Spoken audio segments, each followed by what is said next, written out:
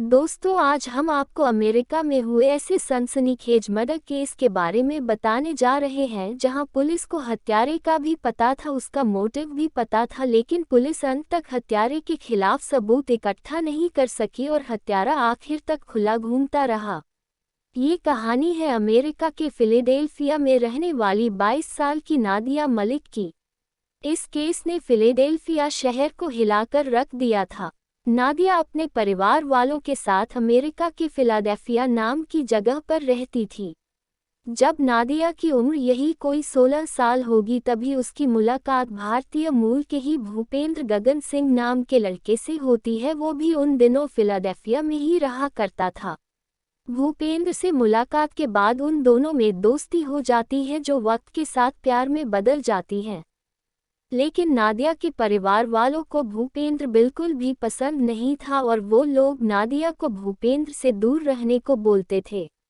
लेकिन नादिया परिवार वालों की मर्जी के खिलाफ जाते हुए ये भूपेंद्र से अक्सर मिला करती थी। नादिया के घरवाले उसे काफ़ी समझाने की काफ़ी कोशिश भी करते हैं, मगर नादिया को भूपेंद्र के अलावा कुछ दिखाई नहीं देता था। आखिर में नादिया अपने परिवार वालों से सारे रिश्ते खत्म करके भूपेंद्र के पास बिना शादी के ही लिव इन रिलेशनशिप में रहने लगती है। इसी दौरान नादिया एक बेटे को भी जन्म देती है। समय के साथ नादिया के अपने परिवार वालों के साथ रिश्ते सामान्य होने लगते हैं। समय के साथ नादिया का परिवार भी बढ़ता है और साल 2012 तक नादिया 3 बच्चों की मां भी बन जाती है।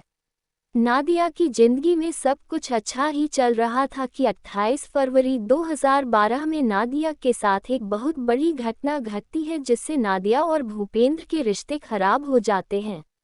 हुआ कुछ यूँ था कि नादिया और भूपेंद्र एक दिन अपनी 3 महीने की बेटी अलीना सिंह के साथ अपनी कार से कहीं घूमने जा रहे थे।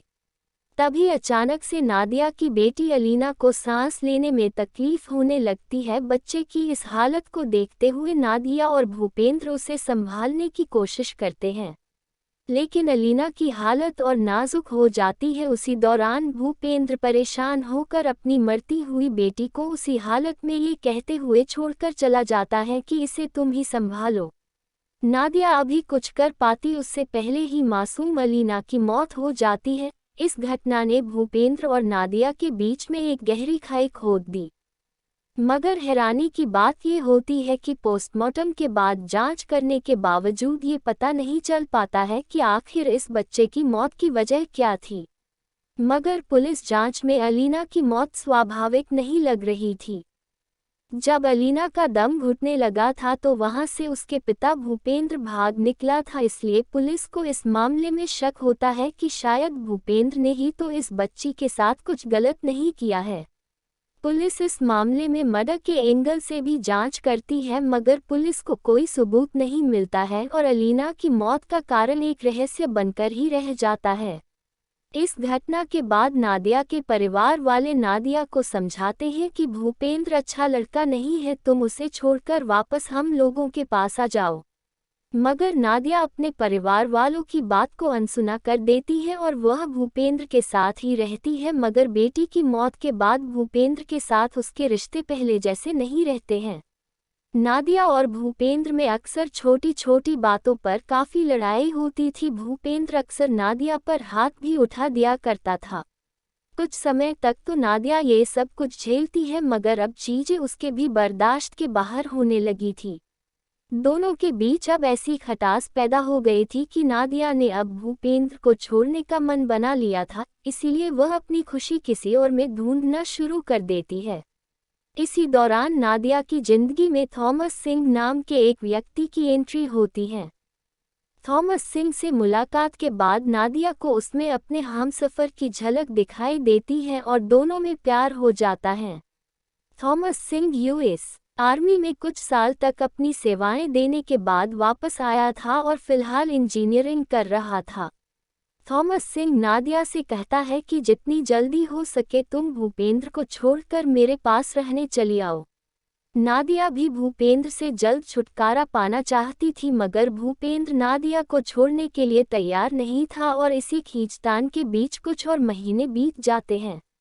अब साल 2014 शुरू हो जाता है और नादिया अपनी जिंदगी नए सिरे से शुरू करना चाहती थी, इसलिए वो एक बार फिर से अपनी पढ़ाई शुरू कर देती है। नादिया डॉक्टर बनने का सपना लिए हुए मेडिकल एंट्रेंस टेस्ट की तैयारी करने लगती है।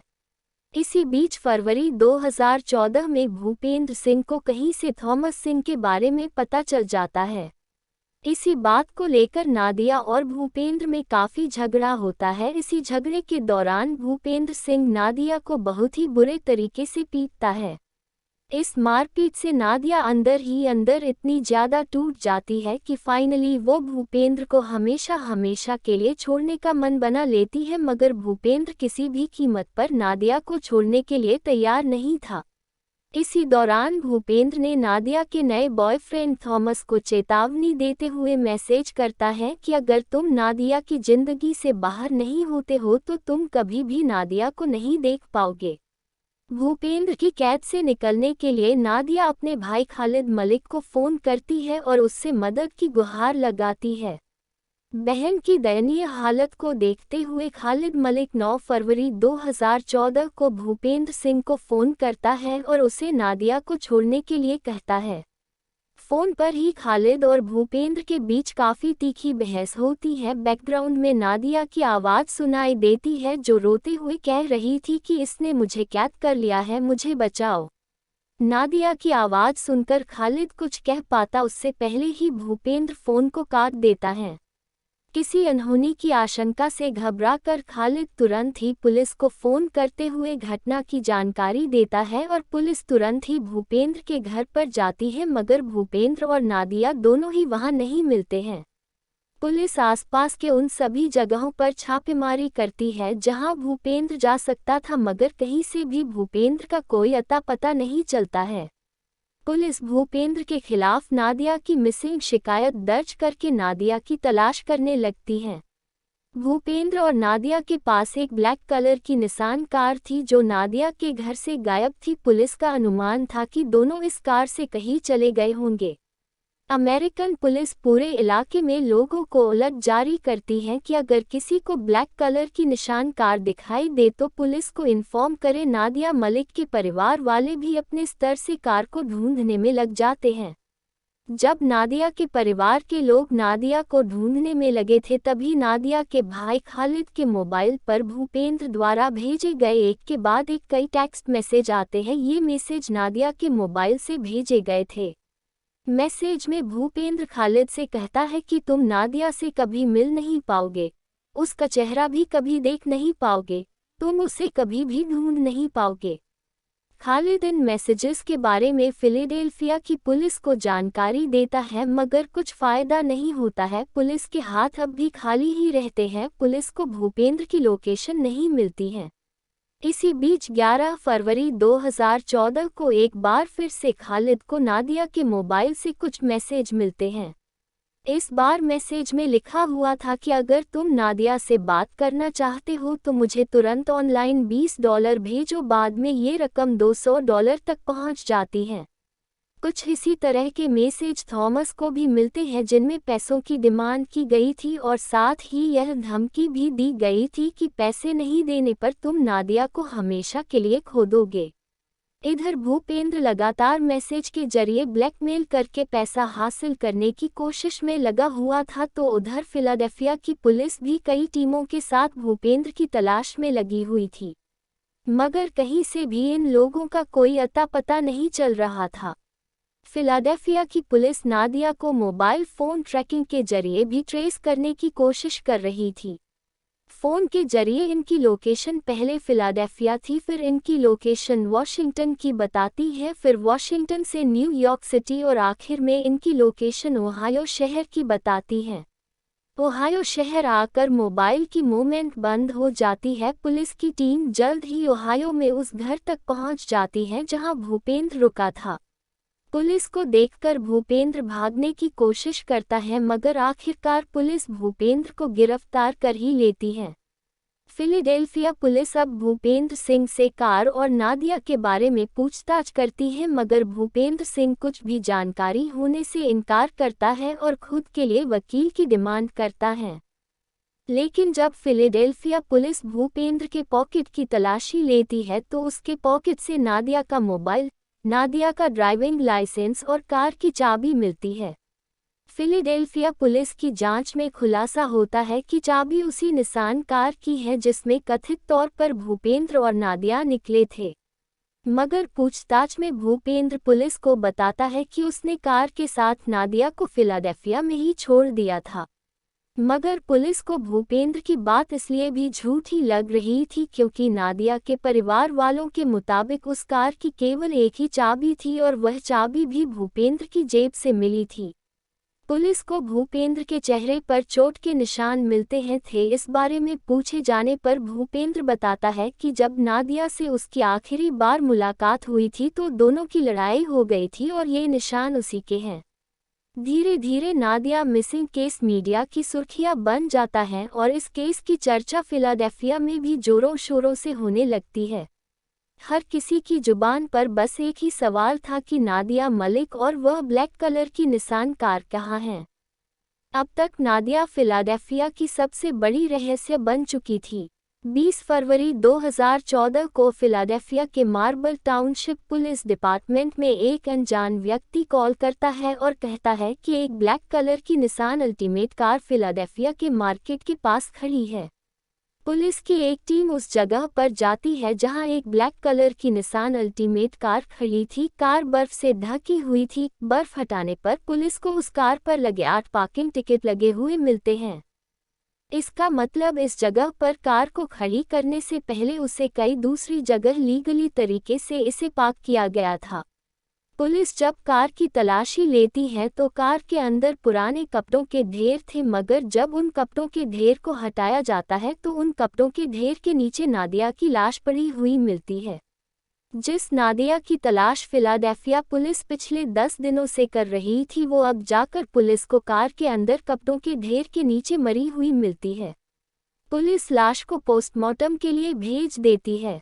नादिया के पोस्टमार्टम के बाद 21 फरवरी 2014 को डॉक्टरों की टीम एक प्रेस कॉन्फ्रेंस आयोजित करती है जिसमें डॉक्टर्स की ओर से कहा जाता है कि नादिया के शरीर पर किसी भी तरह के फिजिकल ट्रॉमा के निशान नहीं मिले हैं और मौत की वजह और उसके कारणों का कुछ भी पता नहीं चल पाया है। मौत की वजह और उसके तरीकों को समझने के लिए शव के सैंपल फॉरेंसिक लैब भेज दिए जाते हैं। क्योंकि शुरुआती रिपोर्ट में भूपेंद्र के खिलाफ कुछ भी सबूत नहीं मिलता है इसलिए पुलिस उसे गिरफ्तार नहीं कर पाती है, लेकिन उसे शहर में ही रहने को पाबंद कर देती है। मगर अप्रैल 2014 को भूपेंद्र फिलाडेल्फिया पुलिस के नियमों को तोड़ते हुए कहीं चला जाता है, इसलिए पुलिस उसे गिरफ्तार करते हुए जेल में डाल देती है। मगर फॉरेंसिक लैब की रिपोर्ट काफ़ी लंबे इंतजार के बाद लगभग 8 महीनों बाद अक्टूबर के महीने में आती है। इस रिपोर्ट से पुलिस को उम्मीद थी कि भूपेंद्र के खिलाफ कुछ ऐसा मिलेगा कि जिससे उसकी गिरफ्तारी कर सके। मगर फिलाडेल्फिया पुलिस उस वक्त शॉक्ड रह जाती है जब फॉरेंसिक रिपोर्ट में भी यही कहा जाता है मौत के वजह मालूम नहीं हो पाई हैं। थक हार कर पुलिस लोकल जासूसों को इस केस की जांच में शामिल करती है। कई महीनों तक जांच भी चलती है मगर पुलिस के हाथ कोई जानकारी नहीं लगती है। लोकल जासूस अपनी जांच के बाद सर्कमस्टेंसेस एविडेंस के आधार पर भूपेंद्र सिंह पर ही नादिया को जहर देकर हत्या का शक जताते हैं, मगर भूपेंद्र के खिलाफ उनके पास कोई सबूत नहीं था, इसलिए पुलिस भूपेंद्र पर कोई मामला दर्ज नहीं कर पाती है। काफ़ी कोशिशों के बाद भी जब फिलाडेल्फिया पुलिस को भूपेंद्र के खिलाफ कोई भी सबूत या गवाह नहीं मिलता है तो फाइनली पुलिस कोर्ट में नादिया की हत्या को रहस्यमय मौत बताते हुए क्लोजर रिपोर्ट फाइल कर देती है। हालांकि नादिया के भाई खालिद भी कुछ प्राइवेट जासूसों की मदद लेते हैं और कुछ सबूत इकट्ठा करते हैं, मगर कोर्ट उन सबूतों को ये कहकर खारिज कर देती है कि उन सबूतों में कोई दम नहीं है। 2015 में नादिया का भाई खालिद मलिक नादिया की मौत से संबंधित जानकारी देने वाले व्यक्ति को $1 लाख का इनाम देने का ऐलान करता है, मगर इससे भी कोई फायदा नहीं होता है। वैसे लोकल जासूसों ने जो सबूत इकट्ठा किए थे उसके आधार पर नादिया के परिवार वालों ने दावा किया था कि भूपेंद्र ने नादिया को दाहिने हाथ में जहरीला इंजेक्शन भी लगाया गया था जिसकी वजह से उसकी मौत हुई थी, मगर इसके खिलाफ कोई भी पुख्ता सबूत नहीं थे। आखिर में 2018 में एक स्थानीय अदालत ने इस केस की सुनवाई करते हुए भूपेंद्र को नादिया के परिवार वालों को $10 मिलियन का हर्जाना देने का ऑर्डर दिया। फाइनली पुलिस कोर्ट में नादिया की हत्या को रहस्यमय मौत बताते हुए क्लोजर रिपोर्ट फाइल कर देती है। दोस्तों, अगर आपको मेरी यह कहानी पसंद आए तो वीडियो को लाइक करें और चैनल को सब्सक्राइब करें।